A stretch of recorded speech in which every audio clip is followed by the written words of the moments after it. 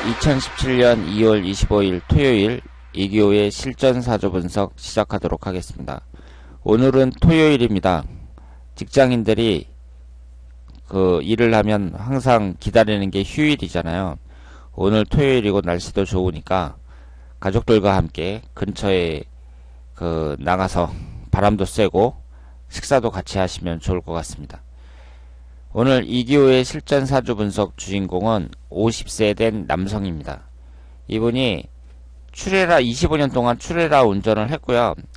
지금은 몸도 아프고 그래서 귀농을 하려고 한다고 합니다. 그런데 부인이 귀농을 못한다고 해서 합의 이혼을 했다 그래요. 그래서 지금 현재는 혼자라고 합니다. 이분이 몸이 아프다는 것을 한번 관심을 가져보시고요. 그리고 부인이 귀농을 선택했는데 같이 안 살겠다고 해서 부인 때문에 이혼하고 지금 혼자라고 하는데, 그러니까 귀농에 대한 의지가 강한 분 같죠. 그래서 부인이 안 한다니까 이혼까지 했습니다. 그런데 이 부인도 지금 문제가 있었던 것이, 이분이 25년 동안 출애라 운전을 했으면 그 중장비로 운전하면서 힘들게 돈을 버는데, 집사람은 골프, 요가, 헬스, 피부과 등등으로 돈을 이렇게 낭비하면서 살았다고 합니다. 그러니까 남편은 힘들게 돈 벌어다 주고 여자는 이제 즐기면서 사는 거죠. 그래서 지금 현재 이 남자는 빈털털이라고 합니다. 그래서 앞으로 혼자든지 다른 사람을 만나면 형편이 풀릴까 싶어 의논한다고 하셨습니다. 그러니까 나이 50이면 아직 젊은 나이고 이혼을 하셨으니까 이제 또 새로운 여자를 만나야 되는데, 귀농을 하는 게 있잖아요. TV에도 가끔 소개가 되고 그러는데, 서울에 살던 사람이 귀농을 하려고 하는 사람은 많지가 않아요. 그리고 지방에서 좀 살았던 사람들, 농촌 문화에서 살았던 사람들이나 그렇지, 선뜻 귀농을 해서 시골에서 같이 살겠다 이런 사람들이 찾기가 쉽지 않을 것 같습니다. 그리고 나이가 들면 들수록요, 무슨 말을 하냐면 사람들이 오히려 서울에 있어야 된다 그러죠. 나이가 들면 들수록 도시에 사는 것이 더 좋습니다. 왜냐하면 병원이 가깝잖아요. 서울 같은 데는 길거리에 나가면 100m 안에 모든 병원이 다 있습니다. 내과, 외과, 치과, 정형외과 다 있죠. 그러니까 나이 드신 분들은 서울에 있는 것이 편하죠. 지방에 시골에 있으면은 병원에 한번 나가려고 해도 차 타고 한참 나가야 되잖아요. 게다가 나이가 지금 이 남자분이 50이니까 여자분도 비슷한 연령대여야 되는데, 그런 분들이 쉽게 귀농을 할 사람을 찾을 수 있을지는 모르겠습니다. 그러면 이분의 사주를 한번 보도록 하겠습니다. 이분이 무신년 정사월 을유일 정축시예요. 오행의 구성을 보면 목기운이 하나, 화기운이 셋, 토기운이 둘, 금기운이 둘, 수기운은 없습니다. 여기에서 중요한 특징을 하나 찾을 수가 있죠. 극신약한 사주입니다. 극신약한 사주. 그러니까 나를 도와주는 오행이 하나도 없고, 일간인 을목 입장에서 봤을 때 나머지 7개의 모든 오행이 내 힘을 빼는 오행입니다. 이런 건 안 좋은 거죠. 그러니까 우리가 사주를 분석할 때 보면, 다른 데에서 사주를 가리키시는 분들을 보면은요, 사주가 신강하다, 신약하다고 할 때 신강한 사주여야 된다는 것을 유난히 강조하고 있습니다. 그러니까 좋은 사주가 되려면 신강해야 된다. 그래야 돈도 많이 벌고 성공할 수 있다. 상당수의 사람들이 이렇게 가리키고 있습니다. 근데 이것은 안 맞아요. 신강하다는 것을 유난히 강조하고 있는데요. 저도 그렇게 배웠거든요. 그런데 여러분들이 직접 사주를 풀어보시길 바랍니다. 과연 신강한 사주가 잘 사는 사주인지 직접 한번 풀어보시길 바라요. 전혀 상관없어요. 신강하다, 신약하다 전혀 상관없고요. 사회적으로 성공하는 사람들을 보면 약간 신약한 사람들, 이런 사람들이 더 많죠. 그런데 이분처럼 극신약한 사주, 그리고 극신강한 사주도 있죠. 극신강한 사주. 그러니까 사주 전체가 인성운과 비거운으로만 대부분 이루어진 사주가 있습니다. 둘 다 안 좋아요. 이렇게 극신약한 사주, 극신강한 사주만 빼놓고 나머지는 신강하다, 신약, 그러니까 신약해도 조금 신약한 거고 신강해도 조금 신강한 거잖아요. 이런 사주는 그 좋고 나쁨을 따질 수가 없어요. 그러니까 상관이 없어요. 신강한 사주라서 뭐 그 사람이 좋은 사주고 신약한 사주라서 나쁜 사주고 이런 것이 전혀 안 맞습니다.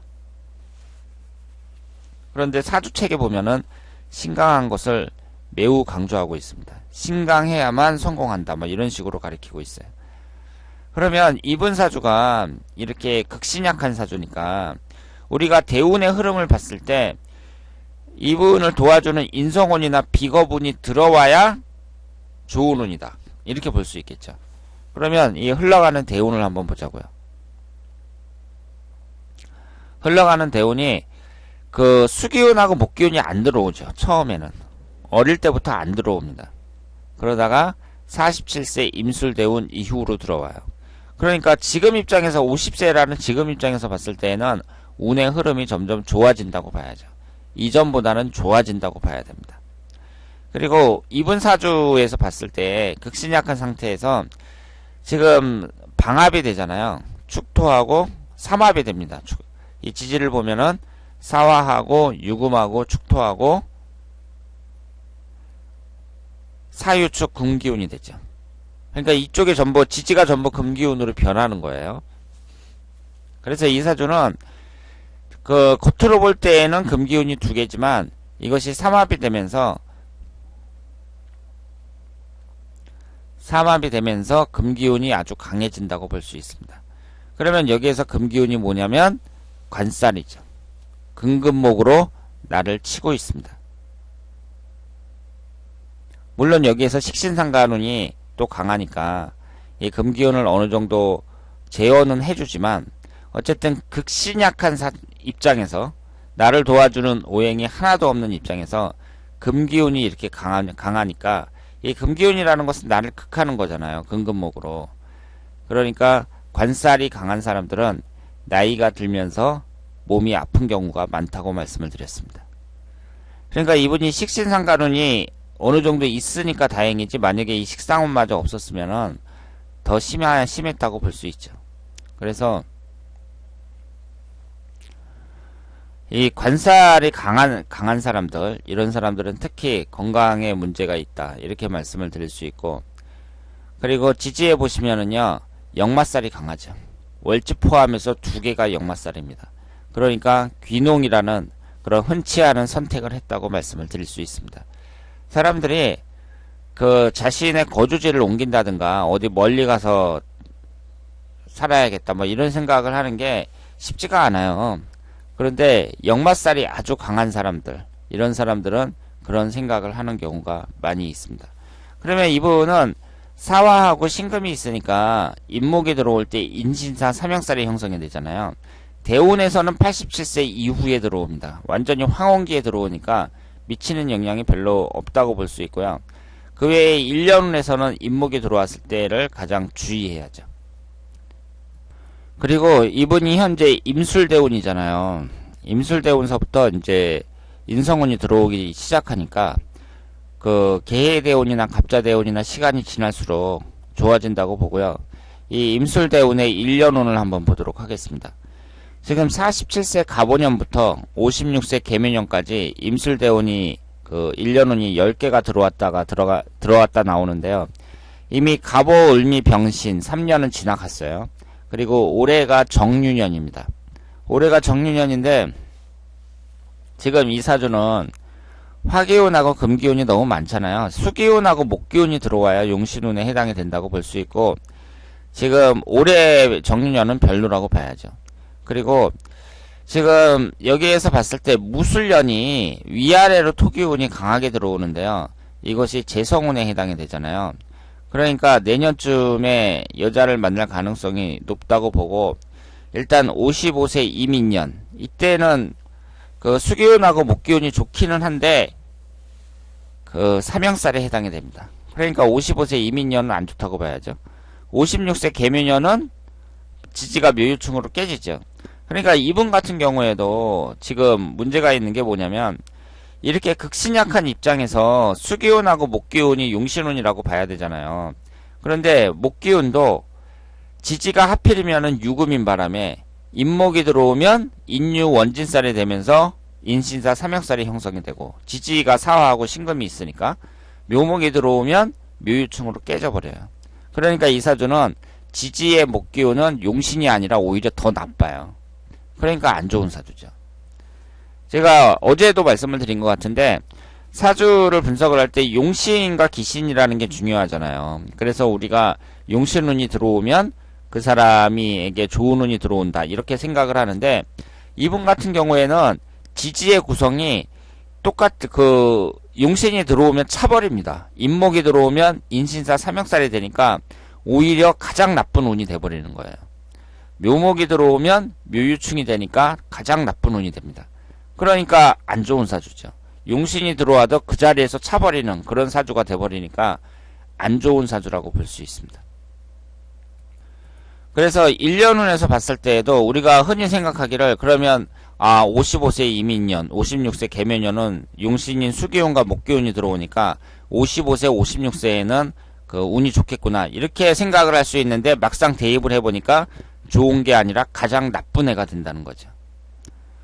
그래서 이렇게 사주를 분석을 할 때 용신이 나왔는데, 그것이 이제 사주의 여러 가지 지지의 구성이라든가 이런 것으로 충이 된다든가 형살이 된다든가 이런 식으로 해서 오히려 더 나쁜 운이 돼버리는 그런 사주들, 이런 것은 안 좋은 사주라고 볼 수 있겠습니다. 그래서 앞으로 흘러가는 운이 그 52세 기해년, 53세 경자년 이럴 때나 좀 낫다고 볼 수 있고요. 어쨌든 대운의 흐름 자체는 그 용신인 수기운으로 쭉 진행이 되니까 이분이 기농하겠다는 그런 결심이 좀 확고해 보이잖아요. 그 부인하고 이혼까지 하고 그러면서 그 농촌으로 가겠다, 이렇게 이제 생각을 하신 건데, 농촌으로 가더라도 그 운의 흐름은 비교적 괜찮다고 봐야죠. 그러니까 그쪽에서 농촌에서 비교적 만족하면서 살 가능성은 높다고 말씀을 드릴 수 있겠습니다. 그리고 어떤 여자를 만나야 될지는 그 여자의 사주를 직접 보고 자세히 분석을 해야지, 뭐 목기운이 많은 여자가 좋아요, 수기운이 많은 여자가 좋아요, 이런 것은 무의미하다고 볼 수 있어요. 사주 전체를 보고 판단을 해야 된다, 이렇게 말씀을 드릴 수 있겠습니다. 자, 그러면 이분이 그 귀농에 성공하시기를 기원을 하겠고요. 오늘 이기호의 실전사주 분석은 여기서 마치겠습니다. 대단히 감사합니다.